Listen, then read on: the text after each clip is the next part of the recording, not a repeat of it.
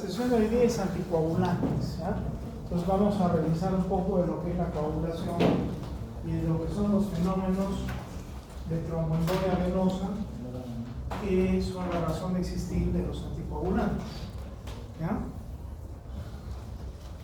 El proceso de coagulación es un proceso asociado a las plaquetas y los factores de coagulación que están destinados a parar la hemorragia de un vaso, ¿no es cierto? Entonces, lo primero que hay con una lesión vascular, se expone tejidos, se exponen sustancias que activan a las plaquetas, se forma un tapón plaquetario, eso lo vamos a ver sobre todo el viernes en la clase, y luego sobre ese tapón plaquetario se activa la cascada de la coagulación para producir un coágulo de fibrina. Ese coágulo de fibrina, que es como una malla, atrapa los elementos formes de la sangre y forma finalmente ya un coágulo bien establecido. Este proceso de coagulación, que es el que vamos a hablar más detenidamente, es calificado, es evaluado de algunas maneras clínicamente a través de algunas pruebas, ¿ya? Por ejemplo, en la prueba de coagulación y sangría, o la prueba de coagulación. Si uno pone un frasco de sangre, saca sangre de una persona y la pone en un frasco, en unos 4 a 8 minutos se va a coagular. Eso se llama el tiempo de coagulación, es una forma burda, pero es una forma también distinta. Y acá hay dos otras, el tiempo parcial de tromboplastina activado y el tiempo de protrombina. El tiempo parcial de tromboplastina activado más o menos es alrededor de 30 segundos y es un tiempo de coagulación que evalúa la vía intrínseca. Ya vamos a ver de qué se trata eso. Y sirve para evaluar clínicamente el efecto de las heparinas, que son anticoagulantes endovenosos, parenterales, porque pueden ser subcutáneos o endovenosos. Y el otro tiempo de coagulación que se hace en clínica es el tiempo de protrombina. El tiempo de protrombina más o menos son 12 segundos, pero lo mejor es expresarlo en un índice internacional que es el INR, y el INR normal es de 1. El tiempo de protrombina evalúa la vía extrínseca de la coagulación y se usa para evaluar el efecto clínico de otro anticoagulante, en este caso es un anticoagulante oral, que es la warfarina. Entonces esos son los dos tipos, ¿de acuerdo? Acá tenemos la cascada de la coagulación. La cascada de la coagulación tiene 3 fases. La primera fase es esta que está en negro, es llegar a activar a este factor de coagulación, que es el factor 10 activado. Los factores de coagulación son enzimas o zimógenos que produce el hígado y que se activan en la cascada de la coagulación ya en la sangre cuando se comienza a proceder la coagulación, cuando hay una lesión de un vaso, etc. Entonces, esta primera fase de la coagulación tiene 2 caminos o 2 vías. Una vía, que es la vía intrínseca, y una vía que es la vía extrínseca. La vía intrínseca es una vía lenta que se evalúa con una prueba, que es el tiempo parcial de tromboplastina activado, y esa prueba es la que sirve para evaluar el efecto de las heparinas. La vía extrínseca es la que más se da en vivo porque es una vía rápida, ya vamos a ver por qué, y se evalúa con tiempo de protrombina. Y el tiempo de protrombina es la prueba que sirve para evaluar el efecto de un anticoagulante oral, que es la warfarina. Ambas vías tienen como objeto activar al factor 10. Acá tienes el factor 10 inactivo y acá el 10A. Esa A quiere decir que está activo. Entonces, ¿cómo se puede llegar a activar al factor 10 y convertirlo en 10 activado? A través de la vía intrínseca, que empieza con el factor 12. El 12 se activa el 12 activado, el 11 aquí, el 9 al activado, y este activa al 9, el 9 activado, y el 9 activado recién va a activar al factor 10. Para producirse esta cadena de la coagulación siempre tienen que existir unos cofactores muy importantes, que son los fosfolípidos y el calcio. Pero bueno, por la vía intrínseca ya se logró obtener 10A o 10 activado, pero eso también lo puedes conseguir en vivo, que es lo que más se hace, es por la vía extrínseca, porque solo interviene un factor previo, que es el factor 7. El factor 7 se activa a factor 7 activado, y el 7 activa el 10 al 10 activado. Pero acá lo importante es que si el 10 activado puede luego retroalimentar positivamente esta cadena y activar al 7. Entonces ahí se produce una activación bárbara de la coagulación. Por eso es la vía que más usa el sistema biológico para activar el factor 10.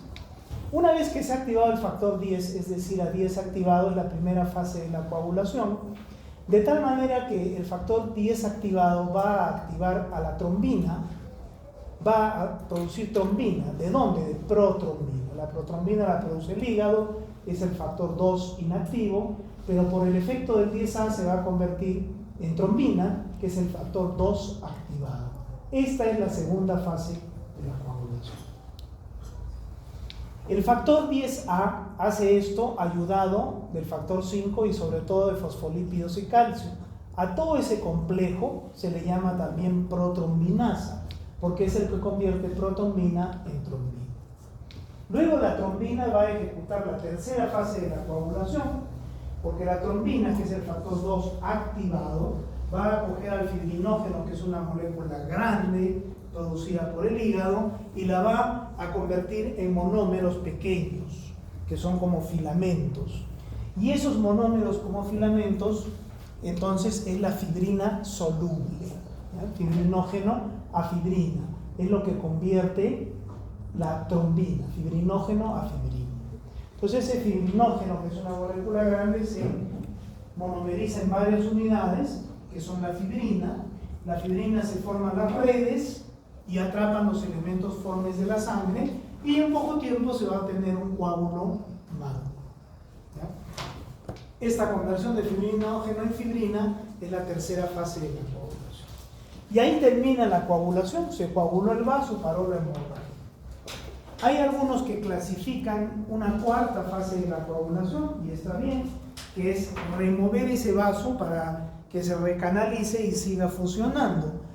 Esa es la lisis del coágulo y se llama la cuarta fase de la coagulación, y es ejecutada por una sustancia que se llama la plasmina. La plasmina viene del plasminógeno. El plasminógeno es una enzima producida por el hígado nuevamente, que se va a convertir en plasmina por efectos de una enzima endotelial, que es el activador tisular del plasminógeno. El endotelio produce TPA, activador tisular del plasminógeno, y convierte en plasminógeno en plasmina, y la plasmina remueve el coágulo, destruye el coágulo. Esa es la cuarta fase de la coagulación.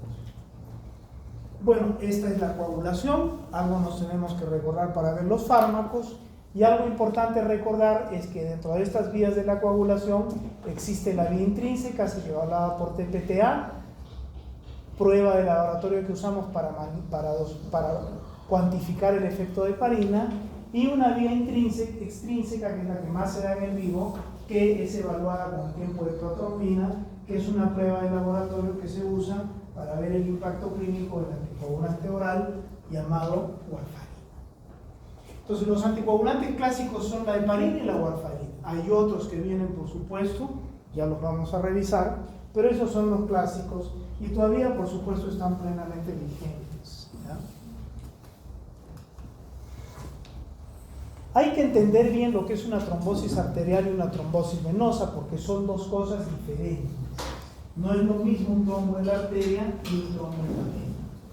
El trombo en la arteria se produce por una enfermedad que es la ateromatosis.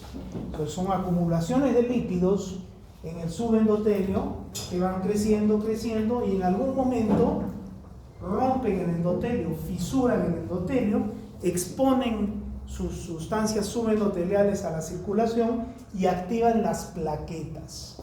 Las plaquetas se activan y producen el trombo arterial. El problema en un trombo arterial es que si se obstruye la arteria va a haber un infarto, o sea, va a haber una isquemia de ese tejido, que lo más clásico es el corazón. Entonces, ¿cuál es la fisiopatología de la trombosis arterial? La lesión del endotelio por el ateroma subendotelial que crece y la activación de las plaquetas. ¿Cuál es el problema? La obstrucción del flujo que lleva al infarto. ¿Cuál es el tratamiento? Sacar el trombo, porque si no el infarto va a crecer. ¿Cómo se saca el trombo? Con terapias trombolíticas, que son efecto de la clase teórica que vamos a ver el viernes, o con medidas de invasión, que es la angioplastía coronaria, meter unos catéteres hasta la coronaria para sacar ese trombo.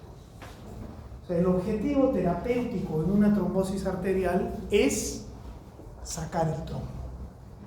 Trombolíticos o angioplastía.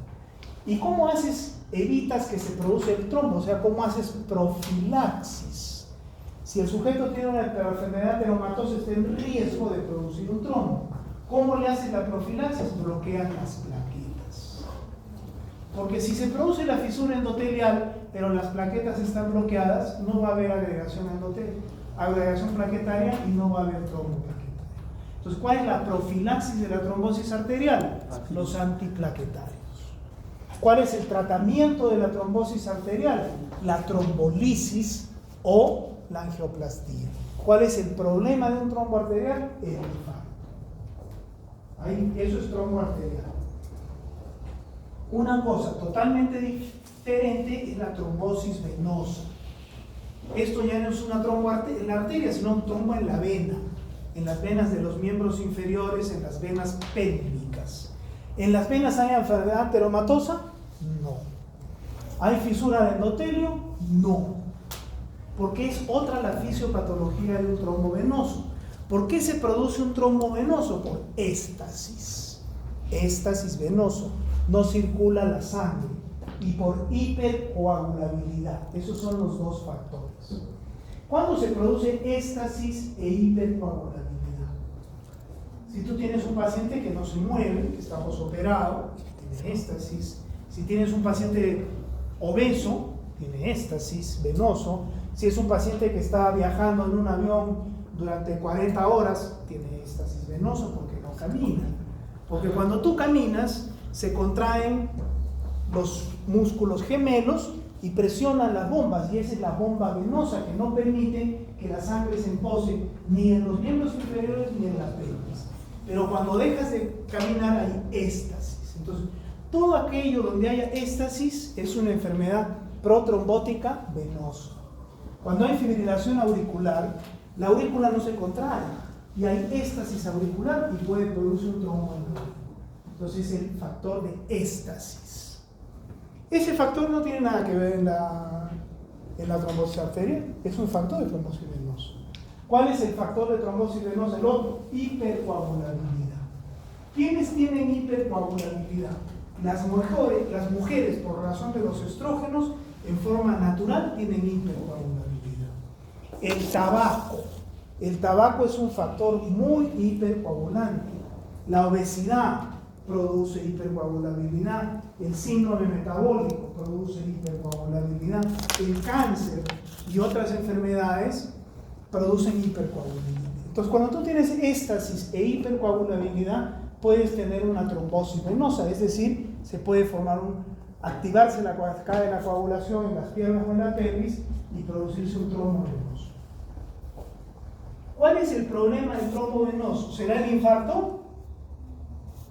Cuando uno tiene trombo venoso, la pierna no se mueve, se hincha, se pone roja, te duele un montón, pero no se mueve, ni se va a morir.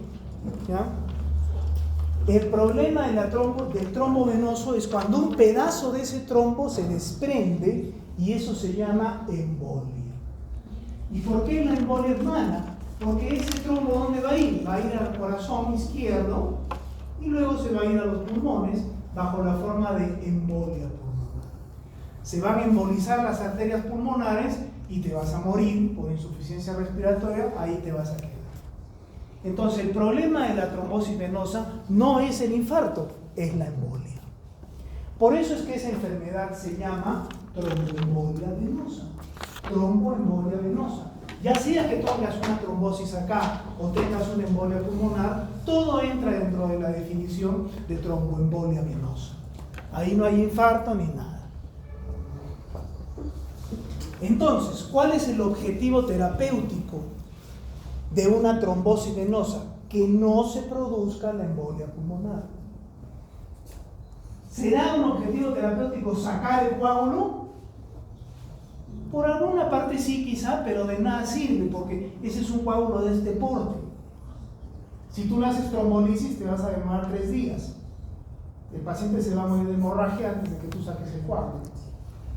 ¿Ya? Hay casos en que hace trombolisis en tromboembolia venosa. Ya lo hablaremos, pero normalmente no es así. No te interesa el coágulo porque la pierna no se va a morir. Lo que te interesa es que no se desprenda. Entonces, para que no se desprenda, ¿qué tienes que hacer? Estabilizar el coágulo. Que no esté frágil. Y para que no haya fragilidad en el coágulo, ¿qué se da? Anticoagulantes. Entonces, el tratamiento de una trombosis venosa es anticoagulantes. ¿Y por qué? Porque ahí para la coagulación. El coágulo en una vena es como una gelatina. Y hemos dicho que hay fibrina soluble. A medida que pasa el tiempo, el coágulo se hace más firme. ¿Un coágulo firme se desprenderá y producirá embolia? No. ¿Cuál es el coágulo? El que recién se está formando, que está una gelatinita. Ahí hay que trabajar. ¿Y ahí cómo se trabaja? Con anticoagulantes. Entonces tú le das anticoagulantes, bloqueas la cascada de la coagulación y el coágulo ya no sigue creciendo. Como ya no sigue creciendo, ese no es el bien que estás haciendo. El bien que estás haciendo es que no se desprenda y provoque embolia. Porque lo que va a matar al paciente es la embolia y no el coágulo en las piernas. ¿El coágulo en las piernas se va a ir? Sí, se va a ir solito. Después de 6-8 meses solito se va a ir. ¿Por quién? Por la plasmina. ¿Ya? Y se acabó el problema. El problema es evitar la embolia. Entonces, cuando tú ya no tienes trombosis venosa, ¿qué tienes que dar? Anticoagulantes. Si tú quieres evitar que se produzca una trombosis venosa, o sea, hacer profilaxis, porque es un paciente obeso, porque lo vas a operar, porque tiene cáncer, porque es mujer, porque es fumador y se va a operar de cáncer de estómago, entonces tienes que evitar que produzca la trombosis venosa, para que no tenga riesgo de embolia. ¿Qué le das para evitar que produzca trombosis? Anticoagulantes. Entonces tiene que quedar bien claro en la cabeza qué cosa es una trombosis arterial y qué cosa es una trombosis venosa. La trombosis arterial, el problema es el infarto, el desencadenante es la lesión del endotelio y las plaquetas, la profilaxis es antiplaquetarios, el tratamiento es trombolisis. La trombosis venosa es hipercoagulabilidad y éstasis venoso. El problema no es el infarto, sino la embolia. Y el tratamiento de la trombosis o de la embolia es anticoagulantes. Y la profilaxis de la trombosis es anticoagulantes. Con que eso esté claro, no interesa lo demás. Esto es lo más importante porque es el raciocinio de qué vas a usar. ¿Dónde vas a usar un trombolítico? ¿Dónde vas a usar un anticoagulante? ¿De acuerdo? Muy bien, como no nos interesa ahora lo arterial, porque eso es objeto de la clase que viene el viernes, ahora vamos a ver lo venoso, o sea, la trombosis. Ya está bien definida lo que es la enfermedad tromboembólica. Es la presencia de un coágulo en la sangre con el riesgo o la realidad de que se haya producido una embolia pulmonar.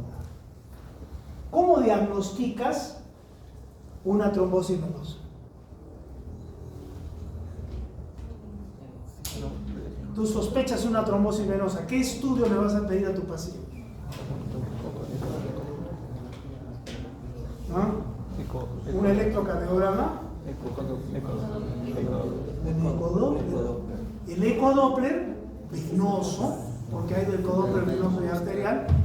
Va a venir el ecografista, te va a hacer un ecodoppler o el cardiovascular, o tú, si sabes, haces un ecodoppler venoso y vas a ver que la vena está obstruida porque no hay flujo y hay un coágulo. Y has hecho el diagnóstico de trombosis venosa. ¿Cómo haces el diagnóstico de una embolia pulmonar?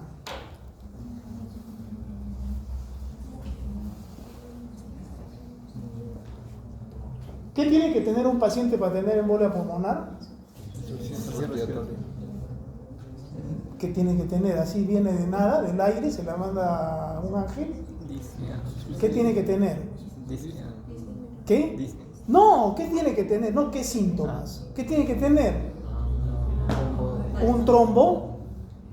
En la vena. ¿Le vas a pedir un Doppler?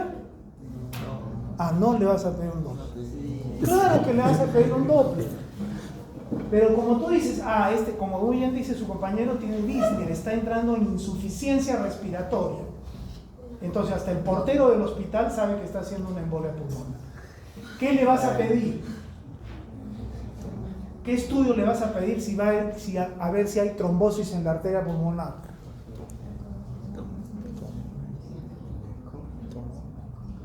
Una angiotem. Una angiografía tomográfica del pulmón, del árbol vascular pulmonar, angiotem, o si no, una gammagrafía de ventilación-perfusión. Pero para pedir una gammagrafía de ventilación-perfusión vas a tener que esperar que los de medicina nuclear vengan mañana y tengan el contraste radioactivo, porque si no tienen no le pueden hacer, te den una cita para el viernes y recién vaya tu paciente el viernes. Entonces es el mejor estudio la gammagrafía de ventilación-perfusión, pero es estúpido porque no puedes estar esperando. Entonces, ¿qué vas a pedir? Un angiotem. Y en el angiotem tú vas a ver si hay trombosis o no hay trombosis.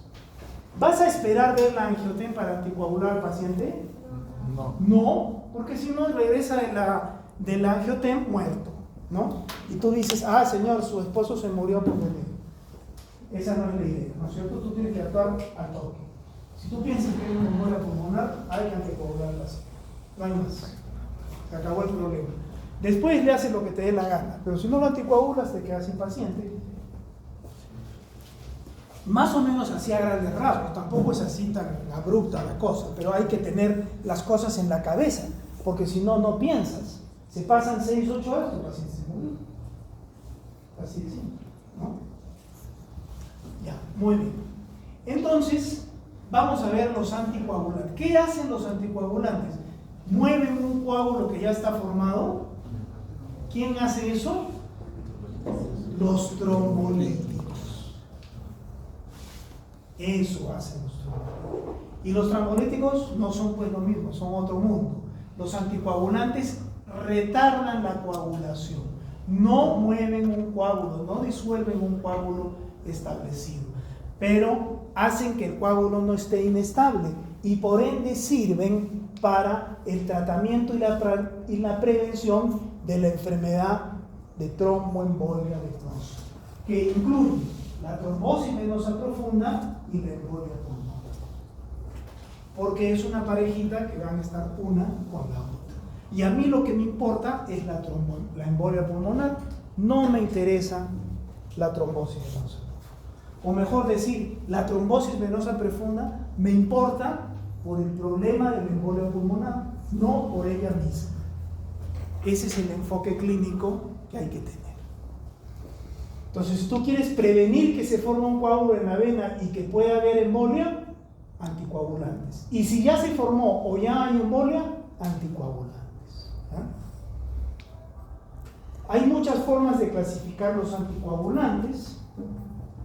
Están las heparinas, las cumarinas, que las heparinas trabajan en vivo y en vitro y las cumarinas son vivo.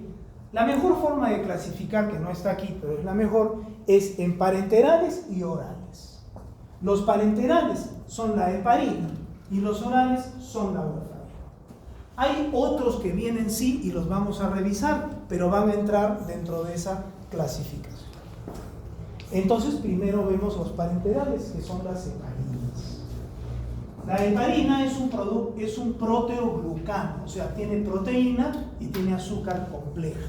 En el centro tiene una proteína y alrededor es un azúcar compleja. Es como la pared bacteriana igualita, es un proteoglucano, ¿ya? Tiene sus azúcares complejos y su proteína central, y es una molécula grande que tiene muchos enlaces sulfamínicos, y entonces el enlace sulfamínico es un enlace ácido y es un enlace aniónico. Entonces las heparinas son muy ácidas y muy aniónicas, ¿ya? Y es una molécula grande que tiene un peso molecular alto, más o menos 12.000 kilodaltons, es una bestia, ¿ya? Así pesa una heparina, ¿ya? Y es muy ácida y muy negativa. Por eso el antídoto de la heparina es la protamina, porque la pretamina es muy básica y muy catiónica. Pues cuando está circulando en sangre la protamina, ve a la heparina, que es muy aniónica y muy ácida, e inmediatamente la agarra. Y por eso es su antídoto. No es un antídoto, pero así se le llama a la protamina. Entonces ya está definida lo que es una heparina, pero hay dos tipos de heparinas. Las heparinas clásicas, que son lo que hemos descrito, que son las grandes, un peso promedio de 12.000 daltons, 40 unidades de estas cosas grandotas. Eso es una heparina clásica o no fraccionada, NF. ¿Y cómo vienen las heparinas que ya no son clásicas? Son las heparinas de bajo peso molecular o fraccionadas, porque han sido despolimerizadas. Simplemente han perdido unidades de esos polímeros proteoglucanos. Acá tenían 40, acá apenas tienen 15. Acá había 12.000 daltons, acá hay 4.500 daltons. Son heparinas más chiquitas, punto. Es la única diferencia. Esas son las heparinas de bajo peso molecular o heparinas fraccionadas. ¿Cuál es la razón de la existencia de esas heparinas? Evitar hemorragias. ¿Cuál es la principal reacción adversa de cualquier anticoagulante, incluidas las heparinas? La hemorragia. Entonces, siempre es un sueño tener un anticoagulante que no produzca hemorragias. ¿La heparina es una maravilla como anticoagulante? Sí. ¿Produce hemorragias? Sí. Entonces a alguien se le ocurrió hacer más chiquitas y así producen menos hemorragias. Esa es una verdad, no es completa, pero esa es la razón de ser y tiene un raciocinio biomolecular como vamos a ver. Ok, eso es lo que hemos dicho. Esta es la heparina clásica no fraccionada. Estas son las heparinas de bajo peso molecular, 4.500 contra 12.000. Acá tienes ya la enoxaparina, la nadroparina, la fraxiparina. Las heparinas se pueden usar con efecto profiláctico o con efecto anticoagulante. ¿Cuándo yo la uso con efecto profiláctico? ¿Cuando el paciente tiene un trombo venoso o antes de que lo tenga? Antes de que lo tenga. ¿Y cuándo uso terapéutico? Cuando ya lo doctor. ¿Qué es lo que diferencia el uso profiláctico o el uso anticoagulante? La dosis. Nada más que la dosis. Si yo quiero hacer profilaxis con heparina clásica no fraccionada, 5.000 unidades cada 8 o cada 12, es bienvenido. Se acabó. Si es normal, cada 12. Si es obeso, cada 8. Punto. Eso es profilaxis. ¿Esa dosis produce hemorragia? Casi imposible. Pero si el sujeto ya tiene una embolia pulmonar o ya tiene una trombosis venosa, yo tengo que dar anticoagulante, dosis anticoagulante. Entonces, si estoy usando heparina clásica, ya no voy a dar 5.000 cada 8 o cada 12, sino tengo que poner una bomba de infusión venosa e infundir dosis altas de heparina clásica. ¿Qué es lo que diferencia de uno de otro? La dosis. Cuando yo uso heparinas de bajo peso molecular, igualito. Si yo quiero hacer profilaxis o terapéutica, ¿qué es lo que cambia? La dosis. ¿Cuál es la dosis de la heparina fraccionada? 1 miligramo por kilo. Punto. Esa es la dosis. 1 miligramo por kilo. Tiene 70 kilos. ¿Cuánto le das? 70 miligramos. Si quieres hacer profilaxis, cada 24 horas. Y si quieres hacer anticoagulación, cada 12 horas. Facilito de manejar, mucho más fácil, es una ventaja. Normalmente se usa 40 miligramos cada 24 para profilaxis y 60 miligramos cada 12 para anticoagulación. Pero si tú quieres ir estricto como tiene que ser y como dictan los libros, es 1 miligramo por kilo cada 24 para profilaxis, 1 miligramo por kilo cada dosis, cada 12 para anticoagulación. Ahora, si el sujeto tiene 180 kilos porque es obeso, no le vas a meter 180, ¿no? Porque lo matas. Tienes que dar también hay dosis tope. Todo exceso hace daño, hay dosis tope. Pues. 80 miligramos o más cada dosis, no se te ocurra dar más porque ya estás haciendo daño y en tu presencia el paciente va a hacer una hemorragia y se va a morir. Porque así como hay dosis por kilo, hay dosis tope, ya saben ustedes eso desde hace tiempo. ¿Ya? Ok. Entonces ahora veamos el mecanismo de acción de las heparinas. El mecanismo de acción de las heparinas simplemente es potenciar una molécula anticoagulante que tenemos en la sangre, que para averiar la produce ¿quién? El hígado. Y esa molécula se llama la antitrombina 3. ¿Qué hace la antitrombina 3? La antitrombina 3 está circulando en la sangre y los factores de coagulación activados también están circulando en la sangre, todos felices. La antitrombina 3 agarra un factor activado, el factor activado le quiere destruir a la antitrombina 3 y la antitrombina 3 lo único que hace es quedarse ahí pegada y forman un complejo indisoluble y el factor ya no funciona. Ese es el mecanismo de antitrombina 3. Es un mecanismo anticoagulante que nosotros tenemos, porque todo en la biología y en nuestra biología tiene que ser un equilibrio. Entonces, si hay factores de coagulación, tiene que haber factores anticoagulantes. ¿Quién es ese factor anticoagulante? Que hay muchos, pero el más importante, ¿quién es? Antitrombina 3. ¿Qué hacen las heparinas? Las heparinas lo que hacen es potenciar ese efecto anticoagulante de antitrombina 3. Eso es lo que hace. Potenciar a la antitrombina 3 para que inactive más rápido al 10A o al 2A. A los otros también, pero estos son los más importantes. ¿Por qué estos son los más importantes? Digo yo. Porque uno es la protrombinasa y el otro es la protrombina. Si hay esto, va a haber fibrina. Si no hay eso, no va a haber fibrina. Así de simple. ¿Ya? Entonces los demás son secundarios. Los importantes son el 2A y el 10A.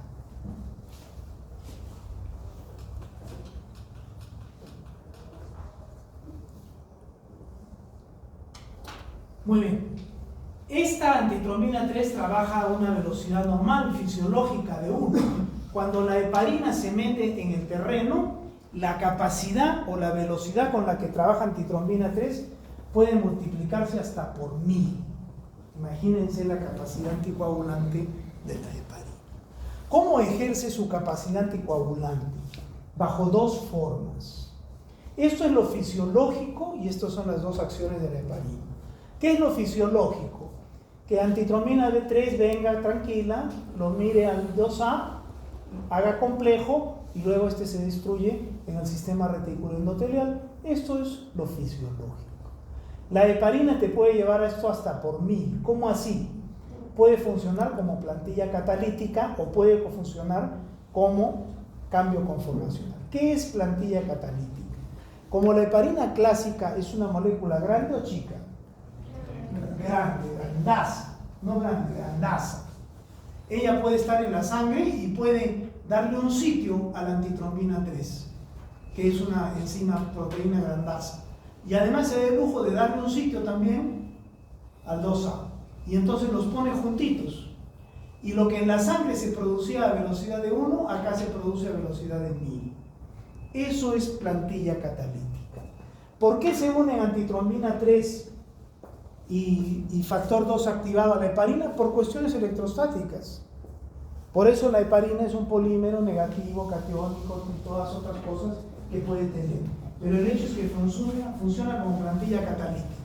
Una a los dos y multiplica por 1000 la inactivación del 2A. ¿El 10A se puede meter a este sistema de plantilla catalítica? No. Es solo para el 2A. ¿Ya? O sea, para la... ¿Cómo se llama la 2A? Trombina.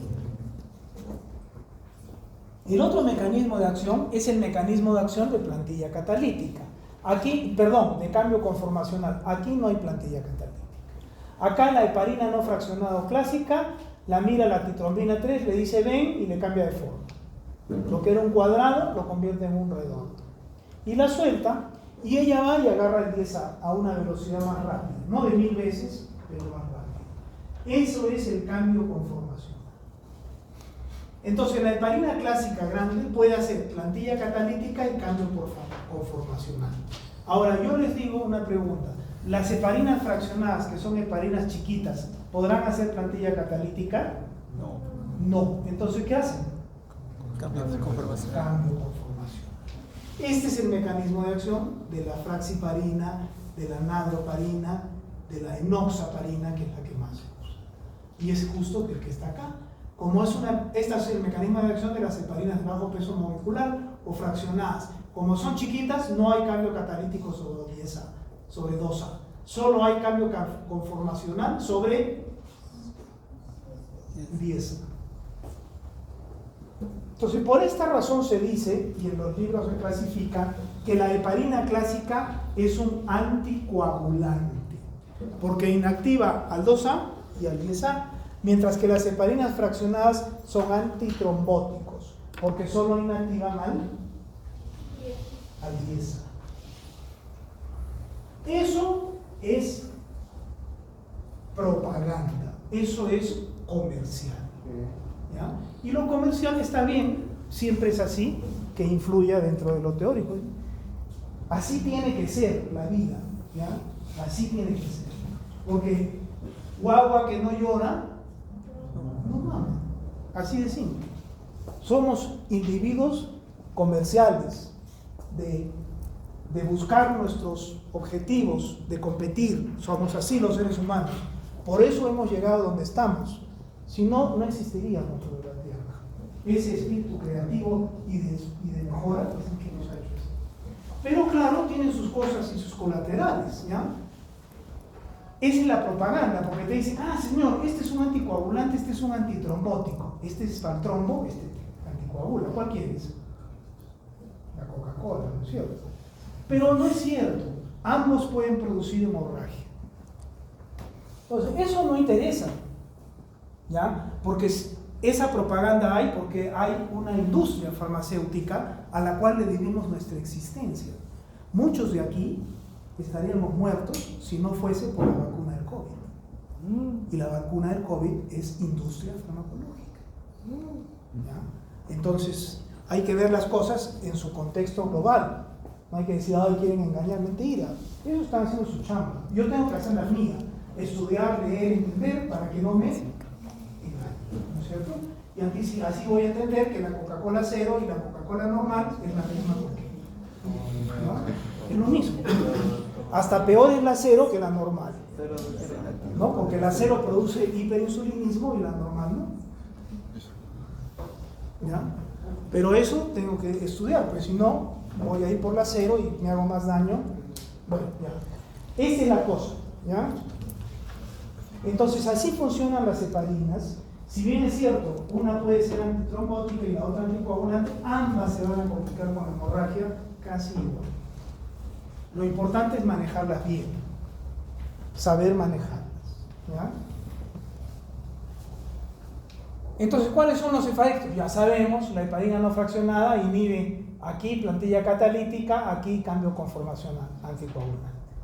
La de bajo peso molecular no hace plantilla catalítica, solo hace cambio conformacional, antitrombótica.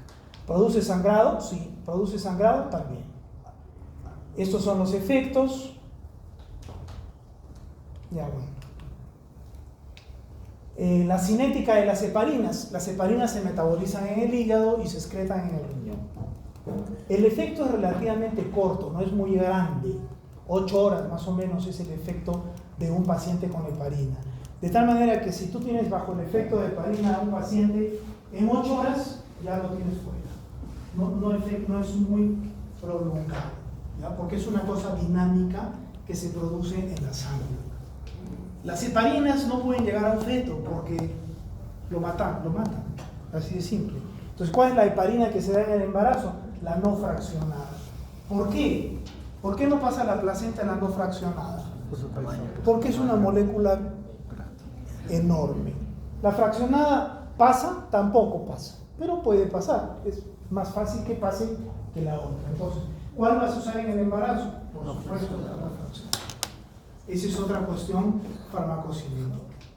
Las heparinas fraccionadas, cuando tú quieres hacer, las heparinas no fraccionadas o clásicas, cuando tú quieres hacer profilaxis, es subcutáneo. Cuando tú quieres hacer anticoagulación, es endovenoso. Las heparinas fraccionadas o de bajo peso molecular, cuando tú quieres hacer profilaxis, son subcutáneas, cada 24. Cuando tú quieres hacer anticoagulación, son subcutáneas cada 12. Hay un pequeño riesgo en esta facilidad posológica que sucede, porque todo lo que puede suceder, sucede. Tú le dices a la enfermera en la mañana, a este paciente va a recibir profilaxis, le vas a poner heparina, enoxaparina, 40 miligramos cada 24 grados. La enfermera le pone y se olvida de apuntar. Viene su compañera en la noche y le pone otros 40. ¿Qué pasó? ¿Lo anticoagularon al paciente o no? Entonces tú vienes al día siguiente y estás sangrando. Entonces, si bien es cierto, esa posología es una ventaja, a veces hay que tener cuidado, porque donde tú pongas una dosis más, lo anticoagulaste. ¿Ya? Y otro problema es que la heparina fraccionada viene por lotes, con actividades un poco diferentes, y eso no sabe nadie. Pero así viene, ¿qué vamos a hacer? ¿Ya?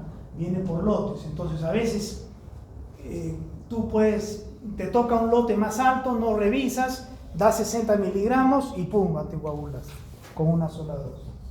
Entonces, es cierto que las heparinas de bajo peso son mucho fáciles de manejar, está bien, eso es bueno, se hace más efectiva la terapia desde todo punto de vista, pero hay que tener cuidado. Hay que siempre replicarle a la enfermera 3, 5, 6 veces si es necesario. Esto es cada 24, esto es cada 24, esto es cada 24. Hasta que ellas ya aprenden y ya comienzan a manejar como cualquier profesional. Esa no es obligación, esa obligación es tuya.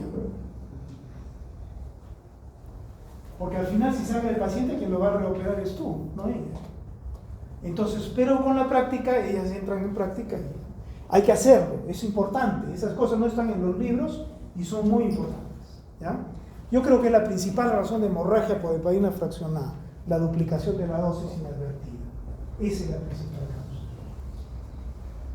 En cambio, con una infusión de heparina no puede pasar eso, porque la enfermera pone la bomba, tantos mililitros por minuto y se acabó el problema. La bomba no se equivoca. ¿Ya? Además,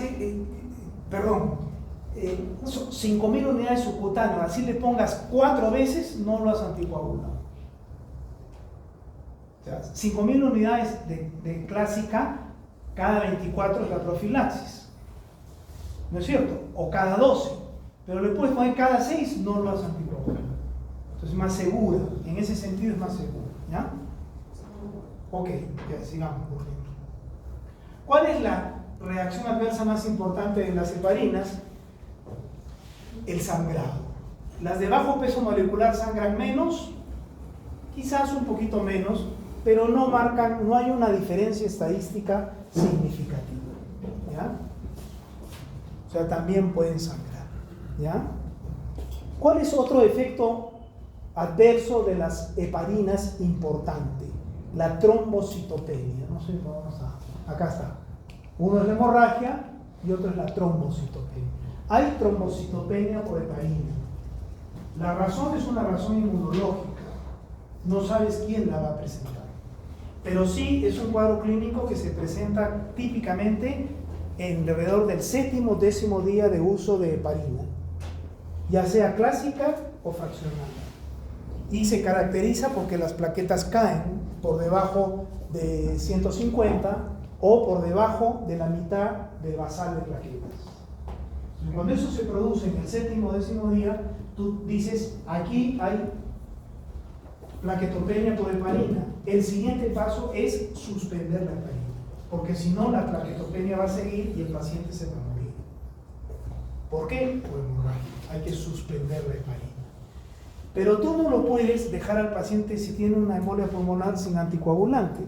Entonces hoy en día hay anticoagulantes que justamente esa es su indicación, porque la industria científica, farmacológica, se ha ocupado de resolvernos ese problema. Ya lo vamos a ver. Ya, entonces, sigamos. Todo esto lo hemos dicho. Listo. Entonces, acá tenemos los anticoagulantes parenterales. Ya hemos visto la heparina, ahora vamos a ver el argatoban. ¿Cuál es la razón de existencia del argatoban? La plaquetopenia de la heparina. Punto. Eso es todo. ¿Ya? Los dos son endovenosos. El argatoban ya no trabaja sobre antitrombina 3. El argatoban inhibe al 2A, él en forma directa. ¿Ya? Es un anticoagulante directo. El otro es indirecto. Las heparinas son indirectas. ¿Cuál es la indicación de argatoban? Trombocitopenia por heparina. Entonces, cuando tú estás anticoagulando a un paciente y el paciente te hace trombocitopenia al 7º, 10º día, tienes que suspender la heparina y anticoagularlo con argatoban. Eso es lo que tienes que hacer. ¿Ya? ¿Cuál será la principal reacción adversa del argatoban? La principal reacción de toditos los anticoagulantes, que es la hemorragia. Luego vienen los anticoagulantes orales, ¿ya? Donde está fundamentalmente la heparina y otros que vamos a ver después, que son directos sobre la trombina, ¿ya? El dabigatran, ya lo vamos a ver. Pero primero vamos a racionalizar el clásico y que todavía no ha perdido vigencia, que es la warfarina. ¿Cuál es el problema de la warfarina? La warfarina es un excelente anticoagulante, pero su problema es que tiene mucha interacción farmacológica. Mucha. Tú lo estás anticoagulando, le estás dando dosis profiláctica con warfarina, o está bien anticoaguladito porque tiene fibrilación auricular con su warfarina, macanudo, el paciente empieza a tomar omeprazol y te hace una hemorragia. Porque tiene mucha interacción farmacológica, se une mucho a las proteínas, se metaboliza en el hígado, la inhibición del CYP inmediatamente puede dispararlo, lo desplazas un poquito de su unión a heparina y su efecto se multiplica, hay mucha interacción. Entonces se ha ido estudiando y sacando otros anticoagulantes orales, como la warfarina, pero que actúan directo sobre los factores de coagulación que ya no son tan sensibles a la interacción farmacológica. Ahora, ¿por qué es necesario tener un anticoagulante oral? Porque no puedes estar pinchando con heparina a un individuo durante 8 meses. Entonces, ¿qué haces cuando viene un paciente con trombosis venosa profunda, aguda o con embolia pulmonar? ¿Con qué lo anticoagulas? Con heparina. Ya verás si la usas la clásica o la usas la de bajo peso. Depende de tu decisión, del equipo con el que trabajes, del hospital donde estés, de tus logias, pero eso es lo de menos. Lo importante es que anticoagularlo con heparina, porque la heparina anticoagula al toque. La warfarina se demora 5 días. Y tú no puedes esperar 5 días. Porque si no vas a tener un cadáver. Entonces tú lo anticoagulas al toque con heparina, pero ese mismo día le empiezas a dar warfarina. ¿Quién está anticoagulando? La heparina. ¿Por qué le doy ese mismo día warfarina? Para el 5.º día que la warfarina ya actuó, saco la heparina y me quedo con la warfarina y lo puedo mandar al paciente a su casa. Y ya no lo sigo pinchando. Esa es la razón de tener un anticoagulante oral. ¿Quién es el anticoagulante oral? Warfarina. ¿Cuál es el problema que tiene? Demora en actuar. 2 a 5 días. Pero eso no es tanto. El principal problema es la interacción. Esa es la warfarina, que es una cumarina. Esto es lo que viene en los venenos de rata. Es lo mismo. Los venenos de rata, el racumín, esas cosas, ¿qué cosas son? Cumarinas. La rata se las come, las absorbe, se anticoagula y se muere por hemorragia, se le revienta el hígado. Esos son los raticidas, son cumarinas, igualito que lo que tomamos. Entonces este coagulante oral es la warfarina. ¿Cuál es su mecanismo de acción? Acá está. El hígado produce los factores de coagulación. Entonces produce las proteínas que son estos factores de coagulación, pero antes de mandarlos a la sangre, los tiene que carboxilar. Entonces el hígado produce la protrombina, sí, pero inicialmente la produce como descarboxiprotrombina. Antes de mandarla a la sangre, la carboxila. ¿Y eso cómo se llama? Carboxiprotrombina. Es la misma protrombina, es la protrombina que hemos visto en la cascada, igualita, pero tiene que salir carboxilada. ¿Por qué? Porque esos carboxilos negativos son los que le permiten interactuar con el calcio y los fosfolípidos. Que si no hay calcio y fosfolípidos, no hay cascada de coagulación. Entonces, para que eso suceda, tiene que salir la protrombina carboxilada para poderse convertir en trombina. Porque la protrombina, para irse a trombina, ¿qué necesita? Calcio, fosfolípidos, diésel. Entonces tiene que estar como carboxiprotrombina. Como descarboxiprotrombina se va a convertir, sí, pero a una velocidad más lenta y de una manera inadecuada. ¿Ya? Eso es lo que pasa entonces en el hígado. ¿Cómo hace el hígado para carboxilar estos factores de coagulación? Los carboxila con carbono y con una enzima que es una carboxilasa. Esa carboxilasa tiene un cofactor. Ese cofactor es la vitamina K. La vitamina K. Pero no cualquier vitamina K, sino una vitamina K reducida. Entonces nosotros comemos vitamina K y una enzima la reduce a hidroquinona, que es vitamina K reducida, y ese es el cofactor de la carboxilasa. Lo importante es que en el hígado, cuando la carboxilasa carboxila a la protrombina, agarra la hidroquinona y la convierte en epóxido, o sea, la oxida. Estaba reducida, la oxida. Así no sirve para nada, pero el hígado tiene una enzima que se llama la epóxido reductasa, que agarra el epóxido y lo reduce, y ahí lo tiene. Y entonces esto se permite a una velocidad adecuada. ¿Cuál es el mecanismo de acción de la warfarina? Inhibe a la epóxido reductasa. No inhibe a la carboxilasa, inhibe a la epóxido reductasa. No permite que se reduzca la vitamina K, no hay reacción. Los cofactores son importantísimos. Importantísimos. El éxito está en los detalles, siempre. Si tú vas a enamorar a una chica, tienes que tener detalles. Contarle chistes, hacer lo que le agrade, y ella también simultáneamente con quien quiere, ¿no? Es normal. Acá es igualito. El éxito está en los detalles, ¿ya? Eso hace la warfarina. Ese es su mecanismo de acción. Ahora, cuando tú tomas warfarina, ¿tienes factores circulantes en la sangre de coagulación? ¿Esos factores que tienes en la sangre están carboxilados o no?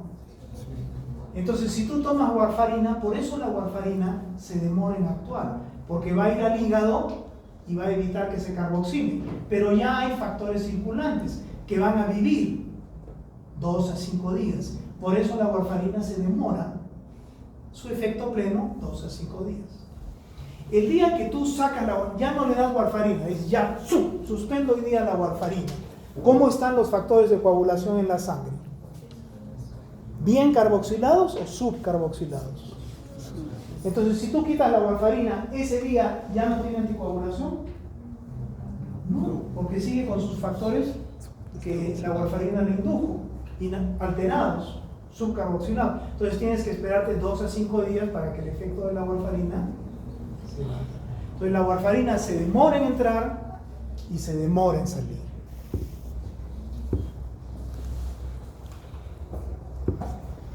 ¿Cuál es el efecto de la warfarina?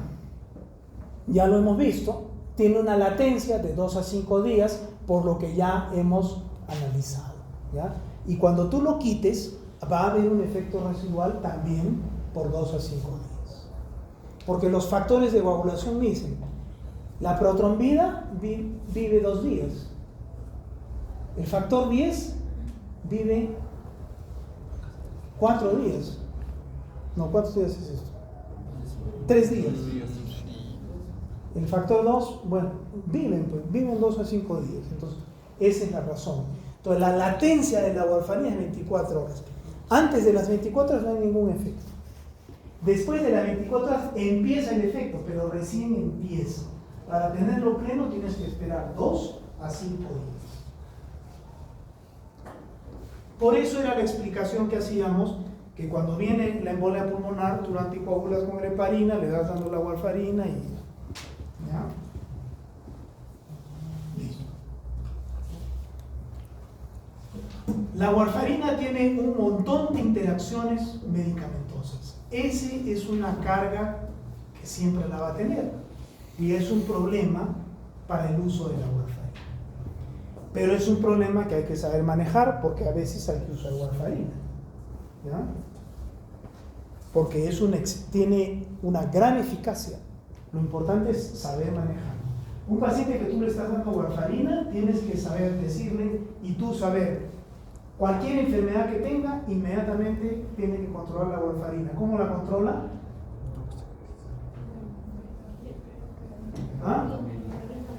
Con el tiempo de protrombina. Hace fiebre, tiempo de protrombina. Hace diarrea, tiempo de protrombina. Empieza a tomar captopril por la presión arterial, tiempo de protrombina. ¿Ya? Tiene una infección urinaria, tiempo de protrombina. Siempre, porque en cualquier momento te traiciona. ¿Ya? Entonces hay un montón de cosas que aumentan el efecto y otras que disminuyen el efecto. Nos pasaríamos horas hablando, no tiene sentido. Lo importante es saber lo que puede pasar.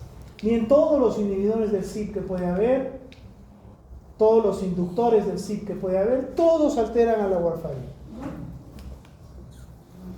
La warfarina se da por vía oral, tabletas de 5 miligramos, ya sabemos su latencia, se absorbe bien por vía oral, son cumarinas lo que vienen las raticidas, se une mucho a las proteínas, ese es un problema de su interacción, se metaboliza en el hígado, se va por el riñón, ¿ya? Y también por el hígado, y tiene un efecto que queda residual de 2 a 5 días, una vida media prolongada, eso quiere decir que se acumula. Entonces, es difícil manejar warfarina, es una buena droga, pero hay que saberla manejar. ¿Con qué la manejo?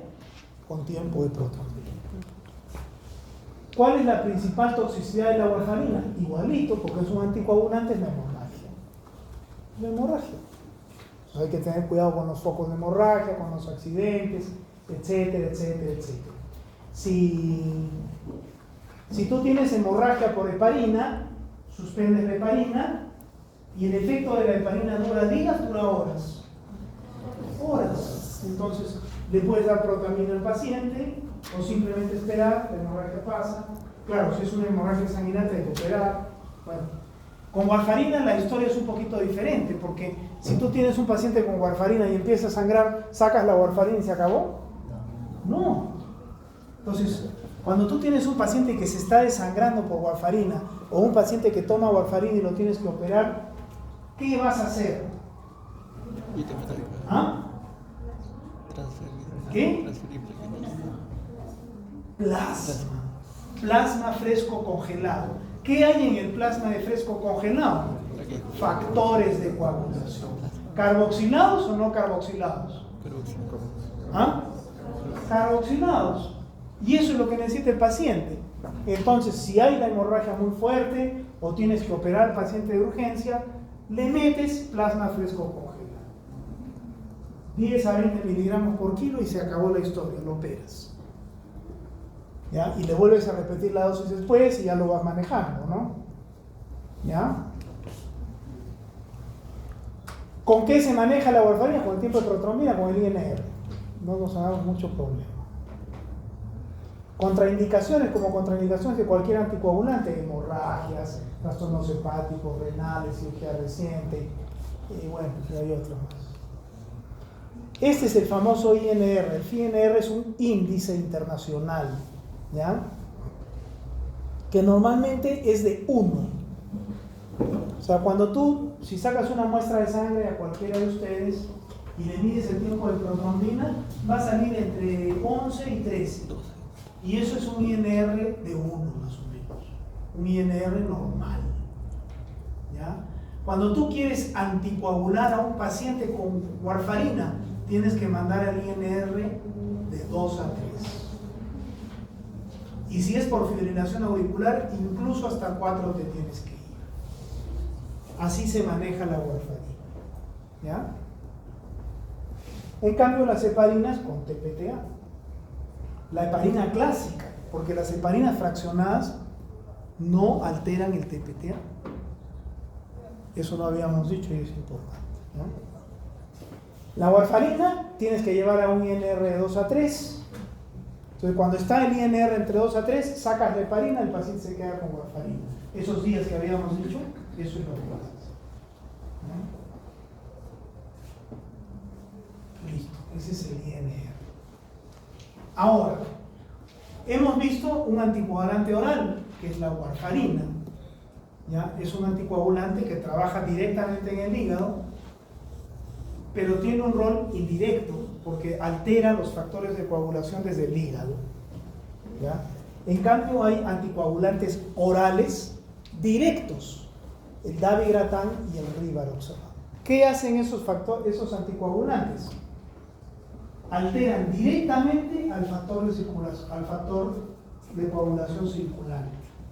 ¿No es cierto? O sea, es igualito que la historia de las heparinas con el argatomab. Este es indirecto, este es directo sobre el factor 2 activado. Con los anticoagulantes orales, la warfarina es la reina, es la clásica, pero es un indirecto. En cambio, estos son directos sobre los factores de coagulación, sobre el 2A, sobre el 10A. Ventaja muy importante, tienen poca interacción farmacológica, que era el gran problema de la warfarina.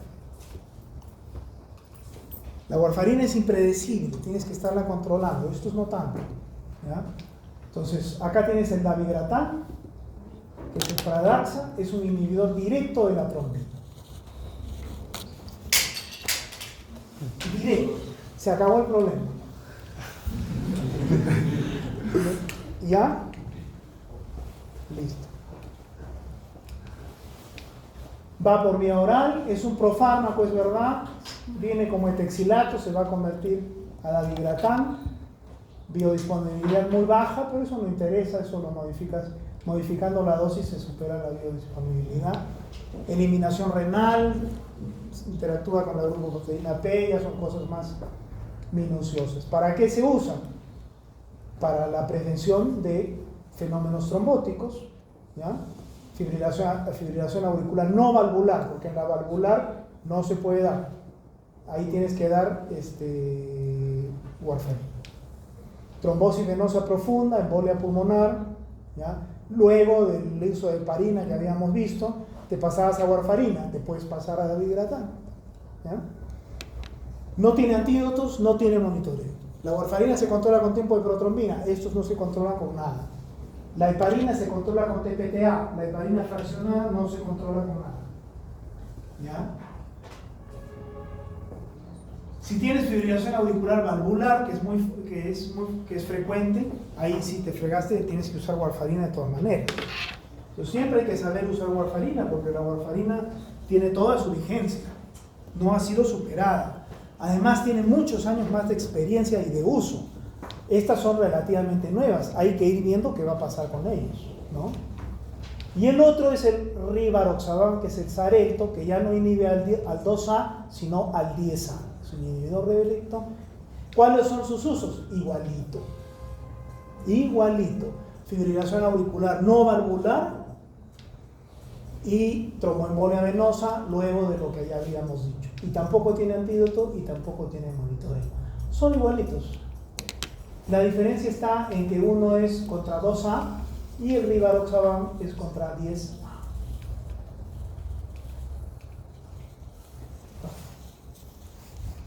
Es fácil acordarse porque acá hay X, no hay X. Hay T de trombina. Y acá hay X, no hay X. Hay X de 10. Entonces ya, imposible que te equivoques, ¿no? Y esa me la acabo de dar cuenta. No, no es que ya hay cosas. Esto no vamos a ver. Ya, muy bien. Listo.